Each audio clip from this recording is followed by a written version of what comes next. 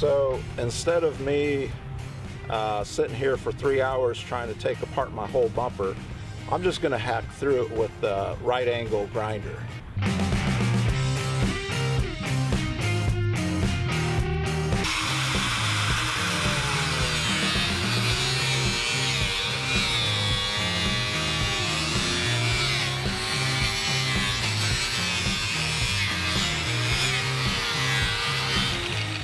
Well, we're already a fourth of the way through. Pretty good so far. I think I just hit one of those T15 nuts up there and it gave me a little spark.